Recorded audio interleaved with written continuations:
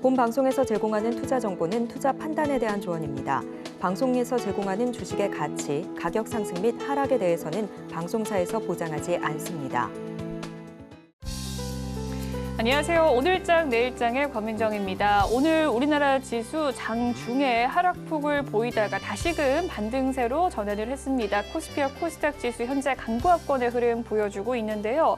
이번 영국 영랑은행에서 채권 매입 조치에도 현재 금리가 잡히지 않고 있는 상황 속에서 이 채권 매입 프로그램을 예상 기간 내에 끝낸다는 이야기로 이 달러 인덱스는 계속 고점을 경신할 것이라는 우려감이 지속되어서 이 글로벌 증시 전반적으로 약세 흐름 보여주고 있습니다. 하지만 나스닥 선물지수가 소폭 상승하는 모습이 나와주면서 국내 증시 반등하는 모습인데요. 코스피와 코스닥 상승 전환했다는 점이 긍정적으로 해석할 수 있는 요인이겠습니다. 오후 시장에서도 이슈 체크 꼼꼼히 하면서 오후장 대응 방법 전해드리도록 할 테니까요. 많은 관심 부탁드리겠습니다.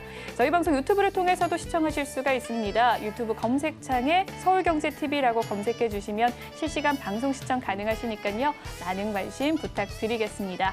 본 방송에서 제공해드리는 정보는 투자 판단을 위한 조언일 뿐 해당 주식의 가치와 수익률을 보장해드리진 않습니다.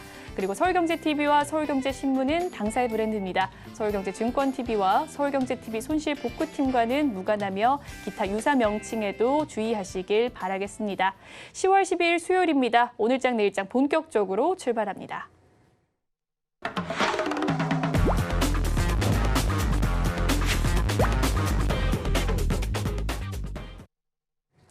첫 코너 이 시각 보도본부 시간입니다. 오늘은 보도부의 김혜영 기자 나와 있습니다. 안녕하세요. 안녕하세요. 네, 그러면 오늘은 어떤 헤드라인 들고 오셨을지 화면으로 살펴보도록 하겠습니다.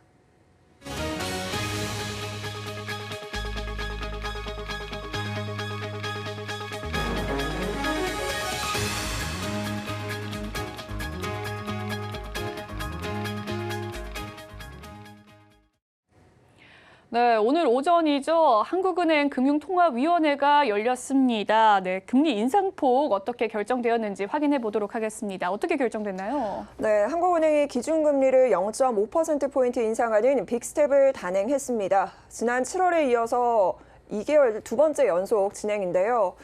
이로써 기준금리 3% 시대가 10년 만에 열리게 됐습니다.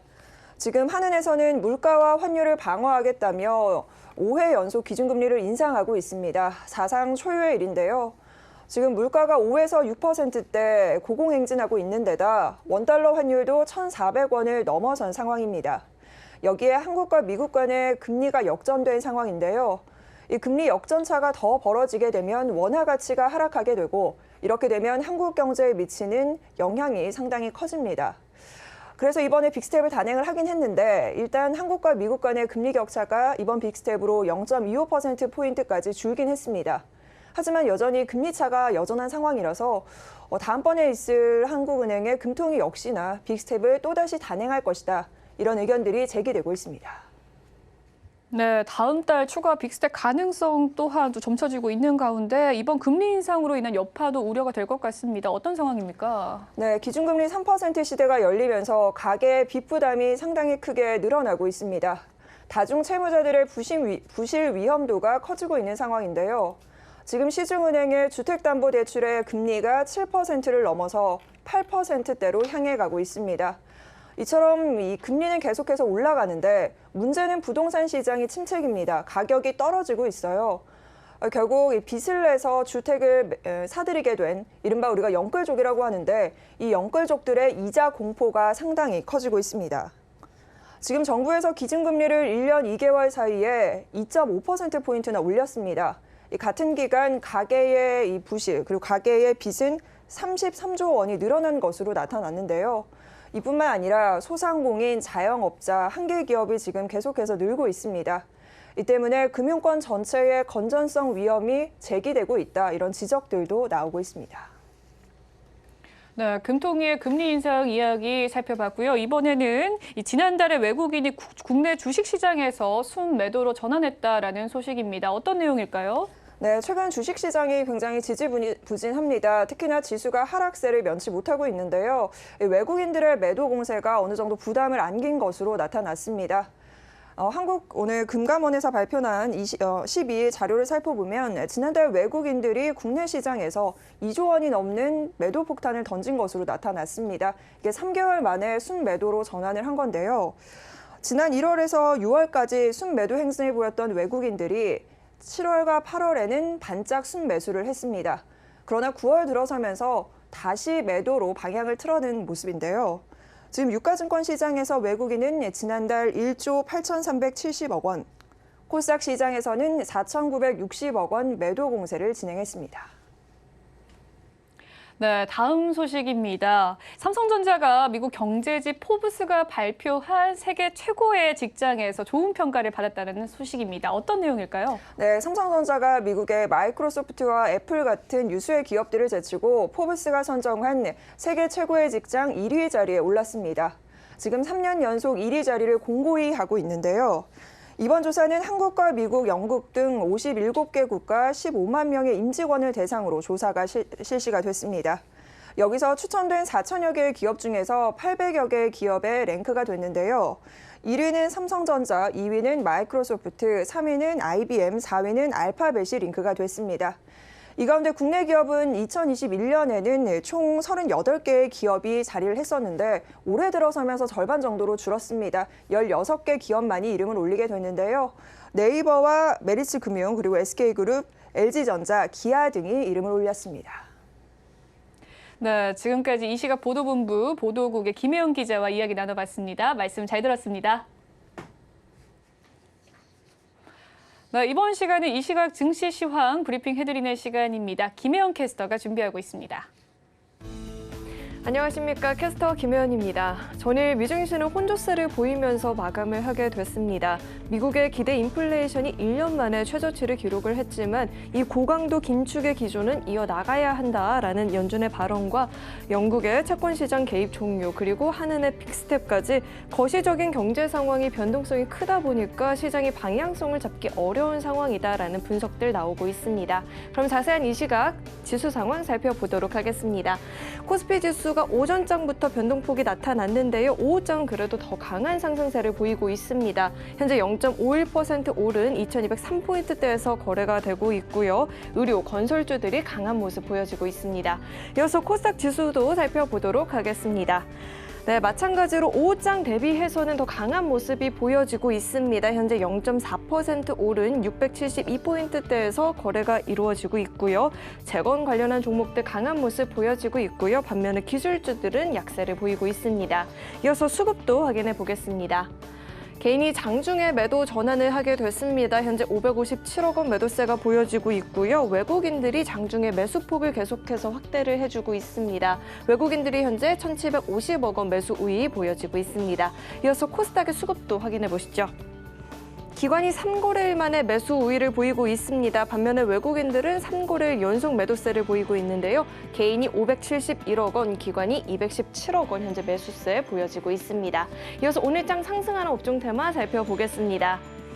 재건 관련주가 상승폭을 키워나가고 있는 모습입니다. 러시아와 우크라이나의 전황이 더욱더 악화가 되었죠. 이에 따라서 에미리트 지도자가 러시아에서 푸틴 대통령을 만나 우크라이나 사태를 논의하겠다라고 이야기를 했습니다. 우크라이나와 러시아의 중재자로 나서게 된 건데요. 군사 확대나 그에 따른 인도주의적 영향을 줄이는 데 긍정적인 결과를 내고자 한다라고 이야기를 하게 됐습니다. 이 같은 회담 소식에 우크라이나 재건 관련한 종목들이 급격한 시세를 보이고 있습니다. 현재 유신이 14%대 상승을 보이고 있고요. 데모도 15% 급등세, 현대 에버다임도 현재 6%대 강세를 보이고 있습니다. 이어서 하락하는 업종 테마 살펴보겠습니다.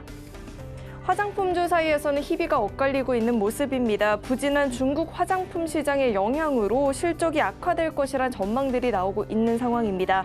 중국은 지난달부터 관공제 수요가 반영이 되면서 성수기를 보이게 되는데요. 이번 관공제 오더가 예년보다 지연이 되면서 중국 내에서와 또 국내 중국 수출 모두 부진한 상황이라고 합니다. 제로 코로나 정책 이후에 이 위축된 소비 심리가 좀처럼 개선이 되지 않고 있는 모습이다라는 분석들 나오고 있는 상황입니다. 모습입니다. LG생활건강이 현재 5%대 하락폭을 기록하고 있고요. 글로본도 5%대, 휴에멘씨는 현재 하한가를 진입한 모습입니다. 이어서 증시 탑10 확인해 보겠습니다. 삼성전자와 SK하이닉스가 동반 상승을 보이고 있습니다. 미국이 대중 반도체 수출 금지를 이야기를 했는데요. 중국 내에 있는 삼성과 SK하이닉스의 공장에 대해서는 수출 통제 조치를 1년간 유예하겠다라고 이야기를 하면서 힘을 받고 있는 모습입니다. 반면 카카오 그룹주들은 오늘도 빠지는 모습이고요. 서울경제가 뽑은 특징주도 확인해 보시죠. 넷마블 오늘장 급락세를 보이고 있습니다. 올해 1, 2분기를 넘어서 3분기에도 영업적자를 기록할 것이란 증권가의 분석에 영향을 받는 모습이고요. 에이펙트는 반면에 3분기 영업이익이 급증했다라는 소식에 오늘장 강한 모습을 보이고 있습니다. 보령은 미 FDA로부터 항암 신약, 림프종 치료제의 희귀의약품 승인을 받았다라는 소식에 급등세를 보이고 있습니다. 네, 그럼 먼저 카카오부터 살펴보도록 하겠습니다. 네, 카카오 그룹주들의 주가 하락이 오늘도 이어지고 있는 모습입니다. 연준의 고강도 긴축 기조가 이어지고 있고요. 또 최근에 증권가에서 그룹주 전반적으로 목표가를 하향 조정하는 리포트들을 줄줄이 내놓게 되면서 주가에 영향을 주고 있다는 풀이들이 나오고 있습니다. 현재 1%대 낙폭을 기록하고 있는 모습입니다. 네, 이어서 넥센타이어 살펴보겠습니다. 오늘장 상승이 눈에 띄는 종목 가운데 한 종목이죠. 긍정적인 리포트들이 나왔는데요. 3분기 실적에 대한 기대감이 큰 상황이라고 합니다. 물류비 감소로 인한 실적 턴어라운드가 기대가 되고 있다는 이야기가 나오고 있고요. 매출액과 판매액은 우호적인 환율에 힘입어서 상승세를 보일 것으로 전망이 되고 있다고 합니다. 현재 6%대 강세 보여지고 있고요. 7,220원에서 거래되고 있습니다. 네, 마지막으로 알톤 스포츠 살펴보겠습니다. 네, 상한가 풀리지 않고 있는 모습입니다. 전기 자전거의 폐배터리 사업 진출 소식에 힘을 받고 있는 모습입니다. 네, 지금까지 증시 탑10 확인해봤습니다.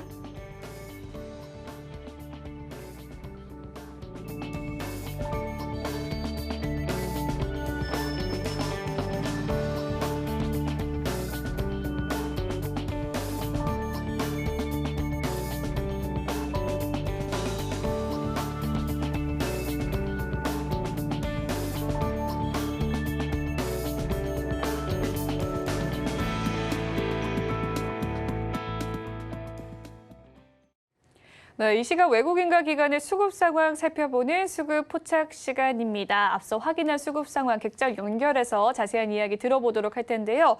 오늘은 신한금융투자 부산금융센터 이호석 차장 연결되어 있습니다. 안녕하세요, 차장님. 네, 안녕하십니까. 이호석 차장입니다. 네, 수급 상황 살펴보고 왔습니다. 종목별 흐름은 어떻습니까?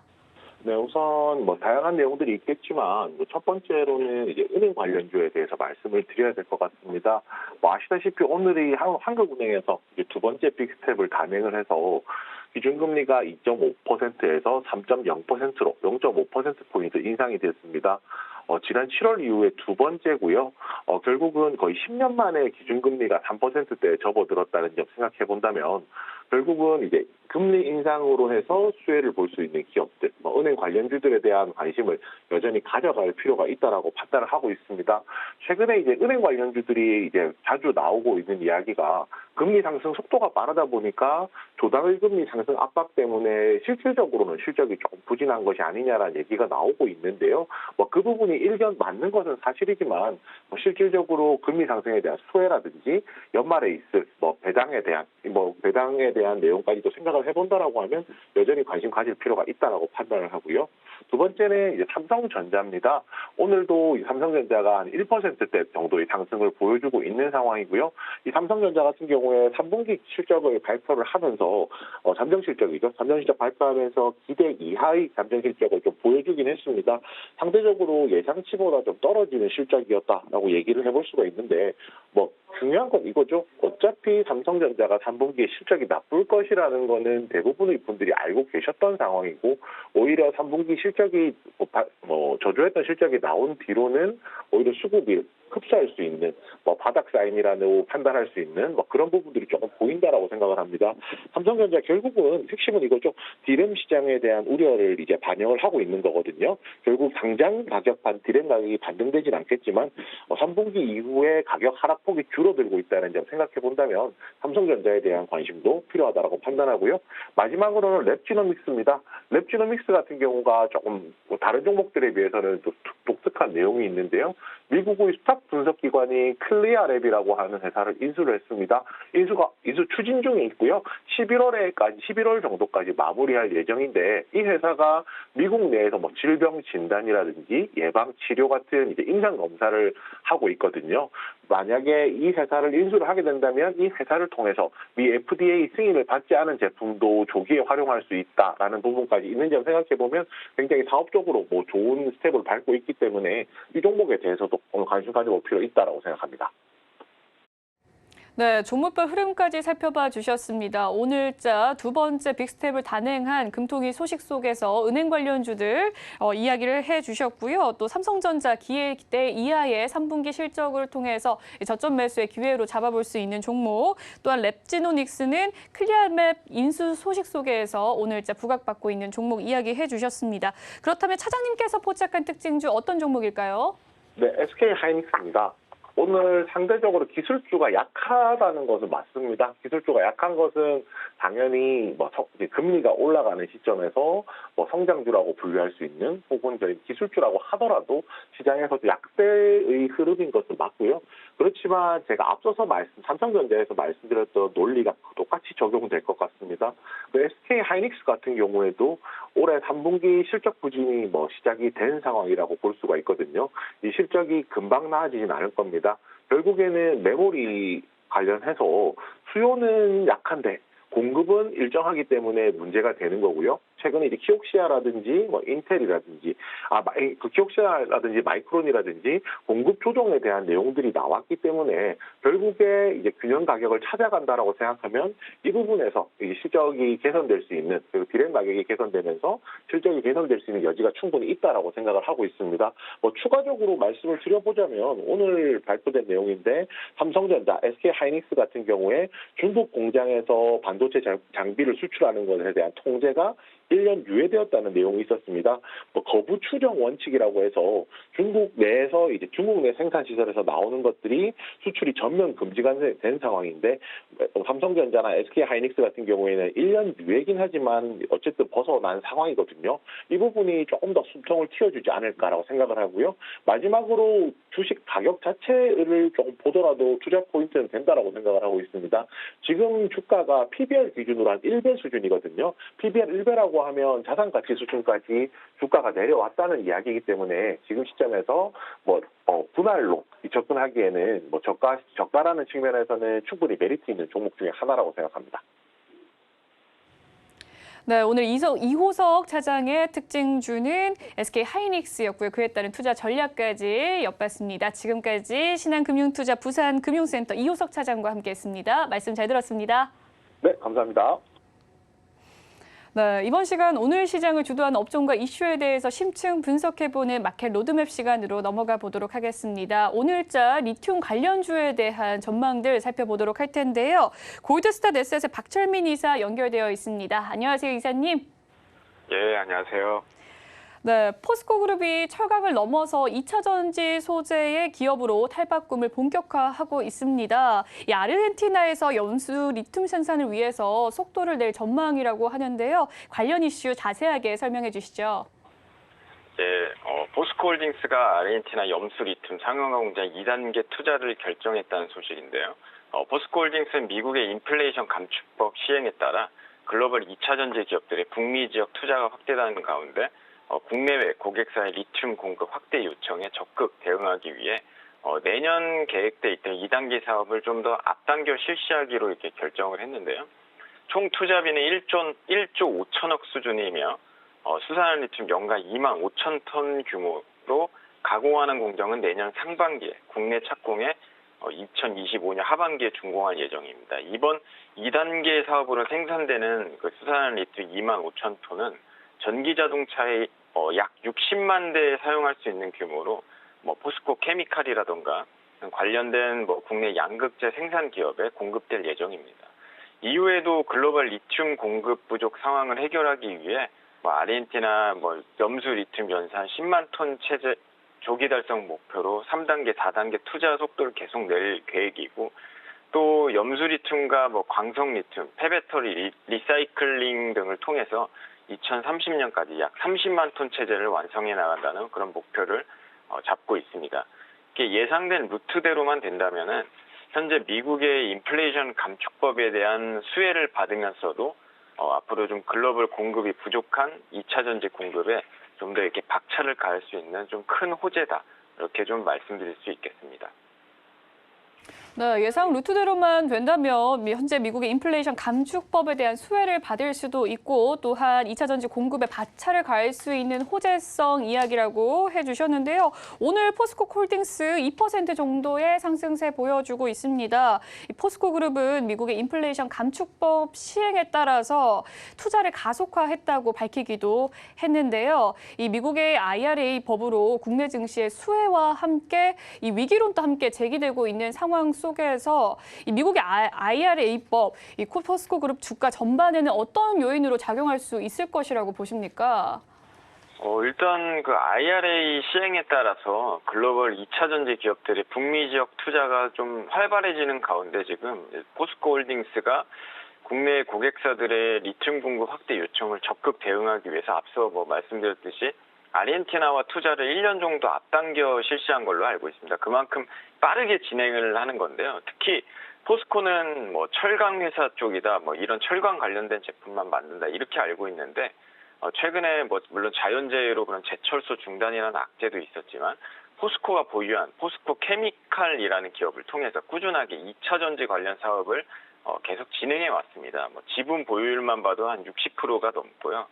또 최근 이슈가 된 이제 미국 인플레이션 감축법, 이것의 어떤 핵심을 살펴보면은 자동차 보조금을 받기 위해서는 배터리 핵심 자재, 리튬이라던가 니켈, 코발트 등 이런 핵심 자재를 미국 또는 미국과 자유무역 협정을 맺은 국가에서만 공급받아야 한다는 그런 조항이 있는 게 이제 핵심인데, 이게 이제 다시 말하면은 사실상 중국산은 거의 쓰지 말고 완제품을 만들어라, 이렇게 좀 해석을 하면 됩니다. 그렇기 때문에 이게 이제 중국 제품을 얼마나 안 쓰고 이런 완제품을 만드냐, 이게 이제 관건인데, 그 포스코 케미칼 같은 경우에 국내 2차 전지 소재 생산 업체 가운데는 중국 의존도가 현재까지는 가장 낮다는 점에서 현재 최대 수혜 업체로 지목되고 있고요. 또 최근에 포스코 케미칼은 지난달에도 GM과 약 13조 7천억 규모의 양극재 공급 협약을 체결하기도 했고요.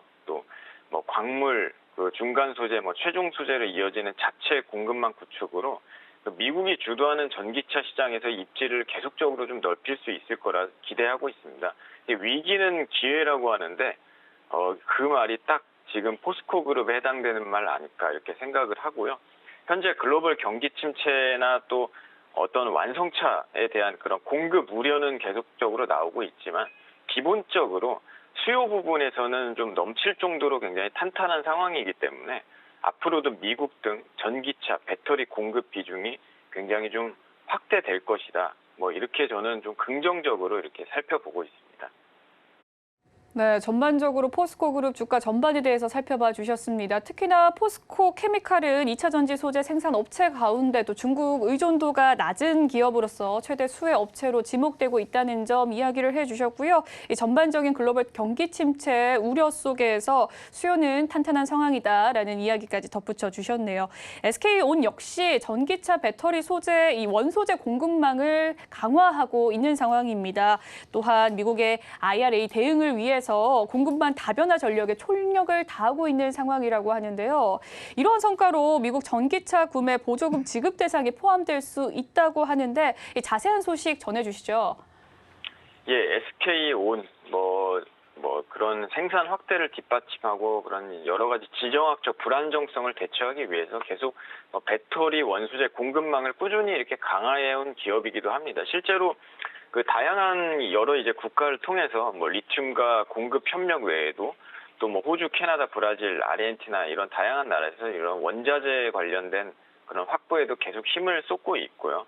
그리고 이제 전날 SK온은 호주의 자원개발 기업인 레이크 리소스사와 이런 지분 계약을 했죠. 지분 10%를 투자하고 친환경 고순도 리튬 총 20만 톤을 장기 공급받는 계약을 체결했습니다, 실제로. 그래서 호주는 뭐 미국과 굉장히 친한 나라죠. 무역 협약이 되어 있고 또 뭐 미국의 그런 군사 기지도 있는 만큼 미국과 친분이 있는 나라이기 때문에 호주산 원재료로 배터리를 만든다면은 미국의 인플레이션 감축법에 뭐 문제될 이유가 전혀 없다.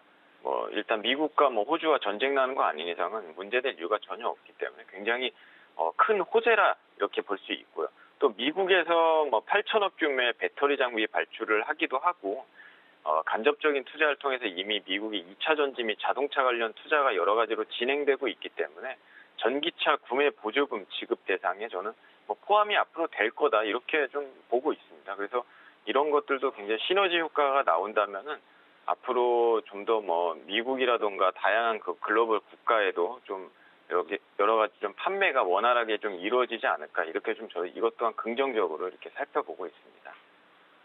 네, SK온이 현재 또 전기차 배터리 소재 공급망을 강화시키면서 그에 따른 관련 이슈들 살펴봐 주셨습니다. 이번에 공급 계약은 또 2024년부터 4년의 4분기부터 최대 10년간 이어질 예정이라고 하는데요. 총 공급량은 23만 톤, 그리고 전기차 490만 대를 생산할 수 있는 많은 분량이라고 하는데 SK온의 이번 대규모 리튬 공급 계약 어떤 관련주들을 좀 참고해서 봐야 할지 이 관련주들 주가 흐름까지 좀 살펴봐 주시죠. 예, 490만 대 생산한다. 뭐 굉장히 큰 규모의 계약이죠. 앞서 말씀하셨듯이 2024년 4분기부터 해서 뭐 10년간 이렇게 이어진다고 하고 그 SK온은 이제 레이크 리소스와 그 계약처럼 미국과 FTA를 맺지 않은 국가 및 그런 기업과 또 협력을 해가지고 여러 가지 뭐 북미 등에서 정제해서 공급하는 방안을 계속적으로 지금 또 추진을 하고 있고요.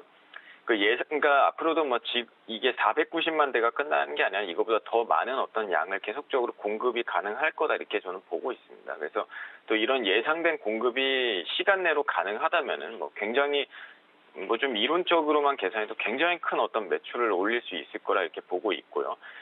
다만 이제 SK온은 상장 기업이 아니에요. 그래서 뭐 유가증권 시장에 상장된 기업이 아니기 때문에 이런 관련주들을 살펴봐야 되는데 뭐 배터리 소재 관련 제조 판매를 하는 뭐 대표적인 SKI 테크놀로지라던가 뭐 유일 에너테크, 뭐 PNT의 엔캠, SM코어, 뭐 에코프로 등이 있습니다. 근데 이런 어떤 관련주들이 현재 이제 주가 상황들을 보면은 그렇게 현재 좋은 어떤 방향성이 나오진 않고 있어요. 그래서 관련주들이 뭐 전체적인 시장 급락 등으로 주가가 좀 상당히 하락세로 접어든 어떤 경향이 있는데요. 기본적으로 SK온과는 실질적인 어쨌든 협약 및 계약이 되어 있는 기업입니다. 뭐 앞으로 더 좋아질 거다 이런 게 아니라 실질적으로 그런 협력이 돼 있는 기업들이기 때문에 이 SK온이 어떤 뭐 앞으로 매출 성장성이라든가 이런 게 다분하다면 당연히 아무래도 그런 소부장 기업들이 일반 완성체보다는 조금 더 변동성이나 이런 게 더 크게 움직이는 경향들이 있거든요. 그래서 뭐 지금 당장은 추세가 좀 좋지 않기 때문에 좀 타이밍을 좀 기다려야 된다 저는 이렇게 좀 말씀드리고 싶고요. 이게 주식이라는 게 보면은 우리가 사람들이 뭐 좋은 기업을 자꾸 사려고 하는데 엄밀히 말하면 주식 투자는 좋은 기업을 사는 게 아니라 나한테 당장 돈을 벌 수 있는 그런 주식을 사는 게 목표거든요. 그래서 타이밍이 굉장히 중요하다고 봅니다. 뭐 아무리 좋은 기업이라 하더라도 타이밍이 좋지 않으면은 또 손실이 날 수 있고 뭐 이렇게 좋지 않은 기업도 뭐 타이밍이 좋으면은 또 수익을 나올 수도 있는 거잖아요. 근데 어쨌든 SK온과 관련된 실질적인 그 협업 및 계약이 돼 있는 위에 언급드린 그 기업들이 굉장히 좀 앞으로도 매출 확대나 뭐 성장성은 계속 있을 거다 이렇게 보고 있는데 현재 좀 타이밍은 좋지 않다. 그래서 2차 전지 소재주들이 추후 방향이 좀 돌아선다면은 관심을 갖고 한번 좀 살펴볼 필요가 있다 이렇게 말씀드리고 싶고 일단은 전반적으로는 시장이 워낙 좀 어렵기 때문에 전체적으로는 좀 보수적으로 볼 필요가 있다 이렇게 좀 말씀드리도록 하겠습니다.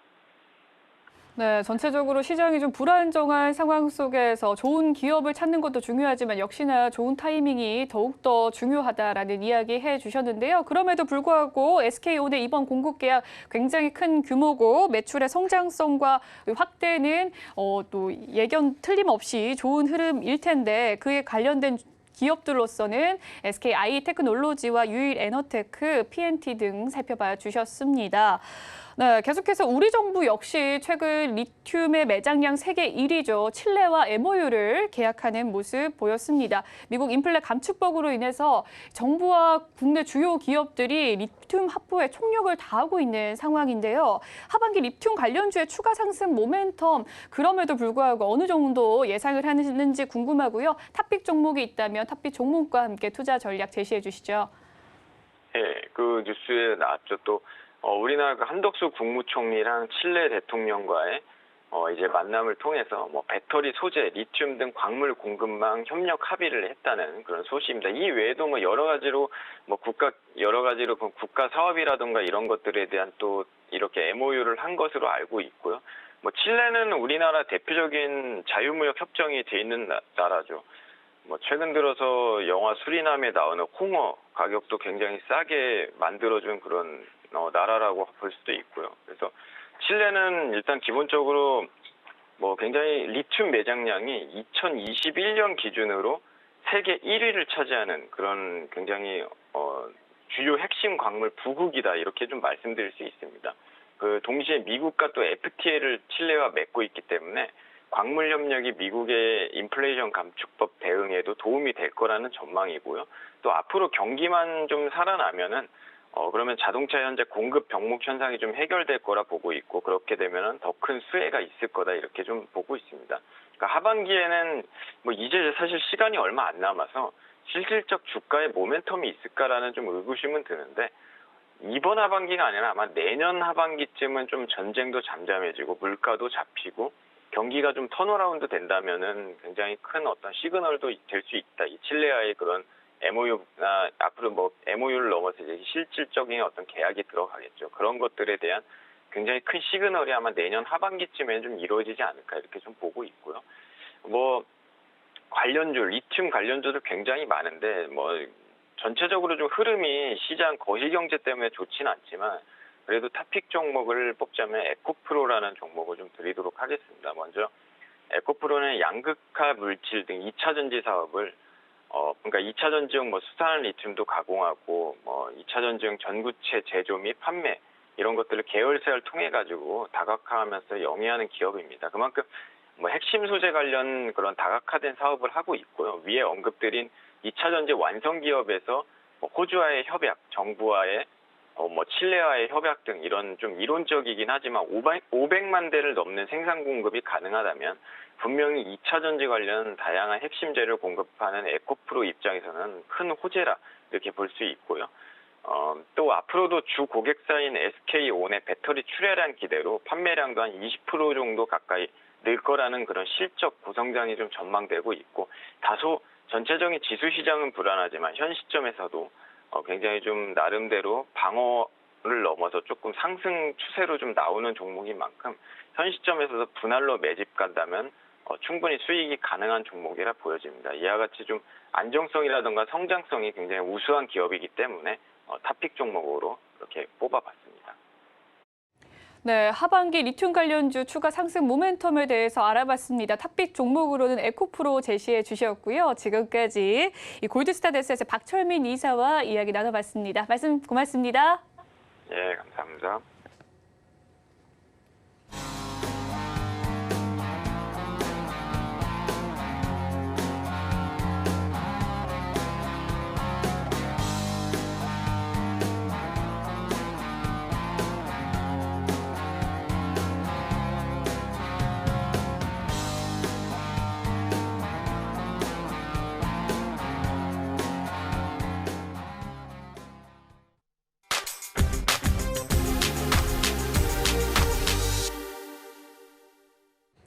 네, 마켓 리더들과 함께 시장의 핵심 이슈를 살펴보는 이슈 칼럼 시간입니다. 오늘은 인포스탁 데일리 기업정책연구원장 최양호 원장님 나와 계십니다. 안녕하세요. 네, 반갑습니다. 네, 오늘 오전이죠. 네. 한국은행이 두 번째 빅스텝을 단행했습니다. 이제는 뭐 기준금리 3% 시대 열렸다라는 그렇죠. 뉴스 기사들 많이 나오고 있는데요. 5회 연속 인상이라고 하더라고요. 네, 가계 이자 부담에도 지금 빅스텝이라는 카드를 꺼냈는데 이 실물 경제에 미칠 영향 어떻게 될까요? 이게 이제 높은 물가 오름세가 이것이 결국은 환율 상승으로 옮겨가고 그게 또 다른 또 물가 상승 압력으로 또 전환하는 부분들을 빨리 차단하기 위해서 했는데요. 자, 그러면 이제 3%대 갔어요. 그럼 이제 10년 만입니다. 2012년 10월 달에 이제 3%였기 때문에 그렇다면 이제 전제 조건이 뭐였냐면 5%의 죄송합니다. 5%의 고물가가 지속으로 이제 간다는 부분, 그다음에 계속해서 원화 약세가 심화된다는 부분들을 이제 표면적으로 내렸어요. 자, 근데 오늘 만장일치냐? 아니었습니다. 두 분이 반대를 했어요. 주상영 의원하고 신성환 의원이 반대를 했어요. 그렇다면 내부적으로 굉장히 많은 얘기들이 지금 나왔었다는 그것들을 봤을 때 과연 이것이 진짜 우리에게 독이 될지 득이 될지 이 부분들은 금통위원조차도 좀 서로 다른 의견들을 지금 갖고 있는 부분들이고요. 자, 이제 우리가 이제 10월 12일 날 이제 올렸으면 우리나라는 이제 한 번 더 올릴 수 있어요. 11월 24일 날. 근데 그 사이에 11월 1일부터 2일까지 FOMC예요. 그러니까 이제 주거니 장군 멍군을 지금 해야 되는 부분들이 있어서 많은 변수들을 놓고서 오늘 얘기를 했다고 보여지고요. 일단은 지금 현재 가장 급한 것이 물가, 그리고 물가에 의해서 2008년 금융위기에 육박하는 그런 환율 상승, 요 두 가지를 잡는데 지금 빅스텝 50bp를 올린 그런 타당한 이유가 있었다고 보여집니다. 네, 금통위의 이번 두 번의 빅스텝 단행으로 인한 증시의 파장에 대해서 알아봤습니다. 특히나 어제는 금통위를 하루 앞둔 상황이었음에도 불구하고 원달러 환율이 급등하는 모습을 보였습니다. 현재 아시아 금융 위기론까지 불거진 상황 속에서 강달러 형상에 대한 우려의 목소리 높습니다. 이번 빅스텝으로 인해서 환율 방어에는 효과가 줄 수 있는 상황일까요? 그럴 것 같습니다. 2009년도에 이제 1488까지 올라갔다 이제 다시 지금 거기에 육박하는 부분들이 있는데 지금 강달러가 이렇게 되는 거는 그러니까 환율이 올라가는 거는 뭐 다른 게 없이 그냥 강달러거든요. 거기다가 이제 이런 강달러 현상에 지금 우리나라의 무역 수지가 적자나는 부분들이 있어서 옛날의 패턴을 그대로 가는 거죠. 그래서 이제 외국인들이 뭐 자금을 유출하는 부분들이 있는데 강달러는 언제 끝나느냐 이게 가장 이제 뭐 관건이 될 것 같습니다. 그래서 강달러가 미국 경제에 나쁜 영향을 미친다고 판단하기 전까지는 강달러는 계속될 거거든요. 그럼 그게 언제냐? 경기 지표들이 좀 잘못 나오고 뭐 이런 부분들을 넘어서서 이제는 연준이 피봇을 해야 되는 부분까지도 우리가 생각해야 되는데 정말 지금 전반적으로 보면 얼마나 많이 올리느냐는 이제 시장의 관심이 아니에요. 얼마나 오랫동안 이걸 지속할 것이냐. 기간의 문제로 넘어갔기 때문에 환율 상승은 계속 될 수 있다고 보여지고요. 뭐 지금 1,450원을 지금 뭐 상방 지지선으로 놨는데 아무런 의미가 지금 없는 그런 숫자가 지금 돼 있는데 자, 그럼 금통위로 인해서 일단은 쫓아가는 듯한 모습 일단은 뭐 우리가 할 수 있는 만큼은 한 것 같고요. 결국 이렇게 지금 뭐 이 전체가 풀리려면 강달러가 풀려야 되고 강달러가 풀리려면 우크라이나 전쟁이 풀려야 되고 그다음에 뭐 유럽의 그런 침체 이런 것들이 해소되는 부분, 중국의 경기 둔화가 해소되는 부분 이런 것들이 지금 복합적으로 나타나기 때문에 참 굉장히 어려운 부분들이 지금 있을 수밖에 없고요.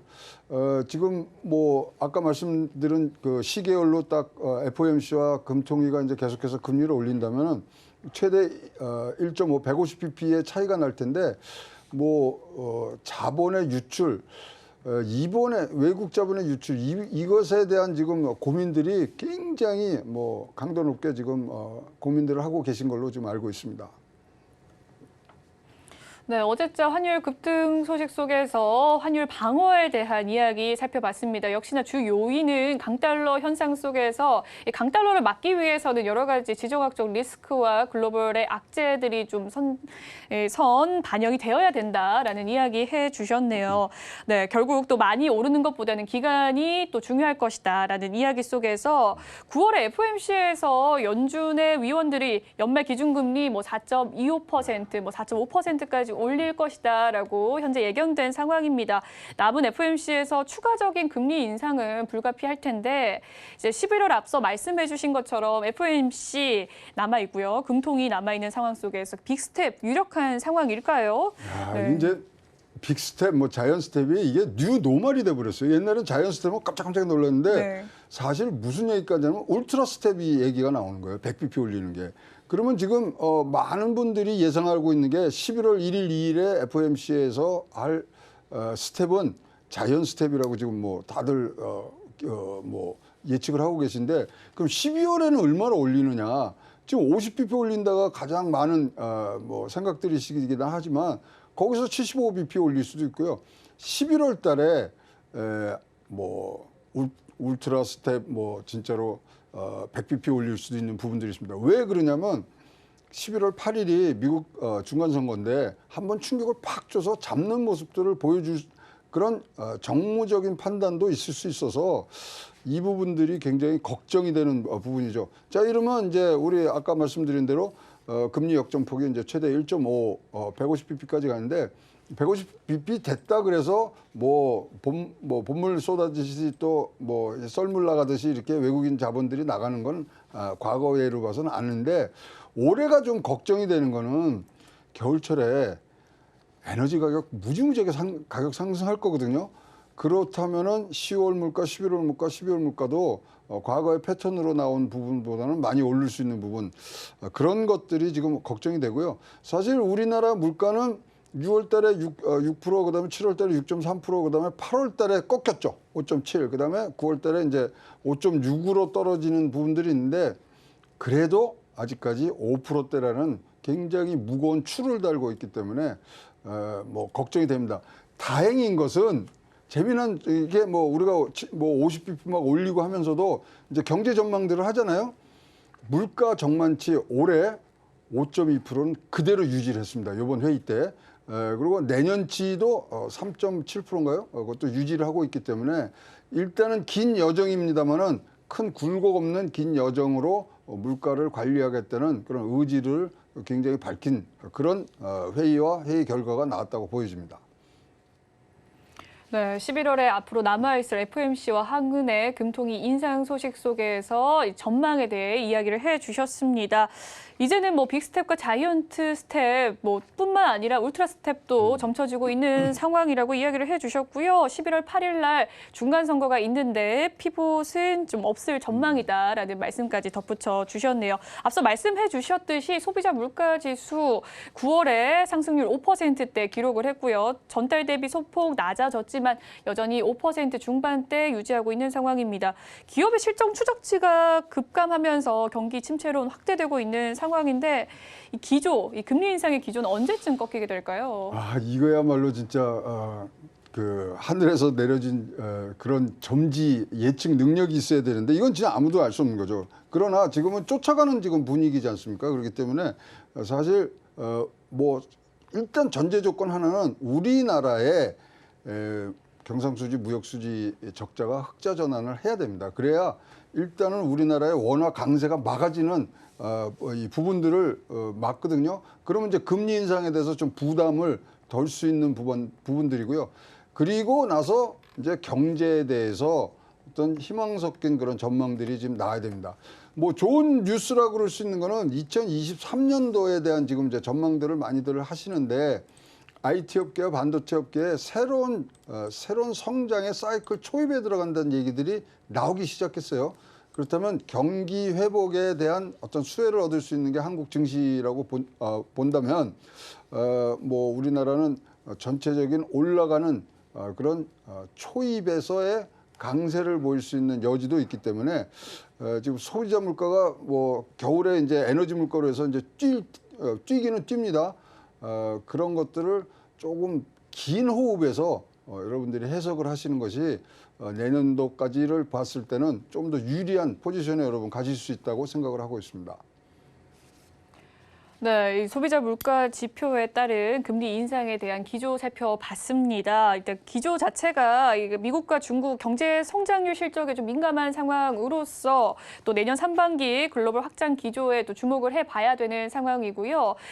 역시나 겨울철 에너지 가격이 오를 수 있다는 점 또한 우려 상황일 것 같습니다. 당장 내일일까요? 미국의 CPI 지수 발표가 있습니다. 남은 2022년에 한국과 미국 증시에 어떤 영향을 미치게 될지 궁금하고요. 그에 따른 투자 전략이 있다면 어떤 전략 세워봐야 될까요? 지금 무슨 뉴스가 나오면요. 나쁜 뉴스는 호재고 진짜 좋은 뉴스는 뭐 이 악재가 됩니까? bad is good이고 good is bad입니다. 그러니까 막 이번에 고용시장 뭐 괜찮았잖아요. 그러니까 주식이 확 빠지는 거예요. 그만큼 지금 어떻게 하는 부분들, 그러니까 해석을 하느냐의 부분들이 굉장히 지금 뭐 여러 가지 뭐 백색 전체 그런 흐름들을 가질 수 있는 통일된 그런 방향성이 없기 때문에 이 금리 인상 기조가 얼만큼 이제 꺾이느냐 이 부분들은 참 제가 아직도 진짜 뭐 잘 모르는데요. 이것이 일단 물가 전망치를 이번에 금통위에서는 올해치와 내년치를 그대로 갖고 왔어요. 뭐 그렇기 때문에 사실 물가의 추가 상승 압력에 대해서는 자기네들이 갖고 있는 그런 빅스텝 2번 그리고 뭐 한 번 더의 이제 기회 이거를 통해서는 추가 상승 압력을 조금은 잡을 수 있다는 자신감을 좀 나타낸 것 같고요. 그것은 오롯이 어디로 넘어가냐면 외환 부분에 대한 리스크를 관리하는데 일단은 뭐 금융 당국으로서 당연히 올려야 될 스텝들을 지금 차근차근 하고 있다는 부분들이 있습니다. 이창용 총재가 뭐에 지금 최근에 시달렸냐면 금리 인상을 올리는 타이밍을 실기했다는 것에 많이 뭐 비난을 받고 있기 때문에 그 부분도 지금 굉장히 많은 지금 뭐 빅스텝 2번의 이런 뭐 포지션을 갖고 가면서 만회를 하려는 모습들이 있어서 조금 더 매파적인 입장을 더 갖고 가는 것은 연말까지는 뭐 진짜로 변수가 아니라 상수로 여러분들이 갖고 가셔야 될 그런 포인트라고 보여집니다. 네, 연준의 이 빅스텝과 자이언트 스텝, 어쩌면 또 울트라 스텝의 카드는 변수가 아닌 상수다라고 이야기를 해주셨는데 일단 2008년도에 금융위기 때 이 원달러 환율이 네. 1,600원까지 올라갔다라는 그렇죠. 이야기 들었습니다. 지금 1,450원의 고점 상황 속에서 더 올라간다고 해서 증시의 무너짐, 저점 바닥이 달라지는 걸까요? 지금 뭐 1,427원, 25원 뭐 거기서 지금 하고 있지만 지금 사실 우리가 금리를 올리면서 이걸 잡으려고 그러잖아요. 네. 금리를 올려서 잡을 환율은 지금 그 범위는 넘어갔다. 왜냐하면 강달러 때문에 지금 물가들이 움직이고 강달러 때문에 하는데 나홀로 강달러고 나홀로 지금 미국의 뭐 경제 강세들이 보이는 부분들이 있는데요. 자, 이제 미국 3분기 GDP 나오고 이러면 한번 출렁일 부분들이 지금 있기 때문에 한번 보셔야 되고요. 그러면 우리 이웃 나라인 지금 일본은 어떻게 하냐? 야, 98년대 이후에 최고의 지금 환율 가고 있어요. 146엔이에요. 네. 그렇다면 지금 일본도 사실 제로 금리에 지금 굉장히 취해 있던 상황이라서 하는데 우리도 빠르게 예방 주사를 맞듯이 빠르게 금리 상승에 뭐 그 트랙을 빨리 밟아가면서 이런 대비를 하는 것이 과거 일본이 잃어버린 20년, 30년의 그런 전철을 안 받는 또 다른 한 방법이라고 생각을 하고요. 외환은 지금 뭐 솔직히 말씀드리면 일단 우리 뭐 아까 무역 수지 뭐 적자 흑자 얘기를 드렸습니다만 강달러가 풀리지 않는 한은 지속적으로 올라갈 수밖에 없는 상황이라서 그 부분은 염두에 두시고 투자 전략을 짜시는 것이 훨씬 더 좋은 방법이라고 생각을 합니다. 네, 오늘자 금통위의 발표가 있었고요. 내일자 CPI 증시 발표가 임박한 상황 속에서 글로벌 증시에 대해서 이야기 나눠봤습니다. 지금까지 인포스탁 데일리 최영호 원장님과 말씀 나눠봤습니다. 말씀 고맙습니다.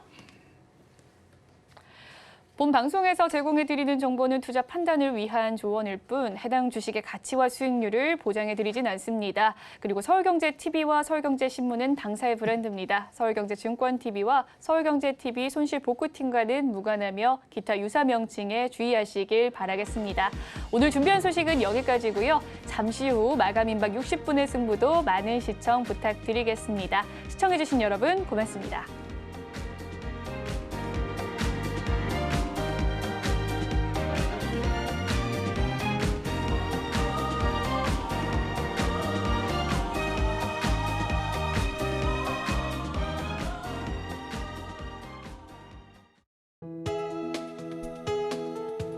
본 방송에서 제공하는 투자 정보는 투자 판단에 대한 조언입니다.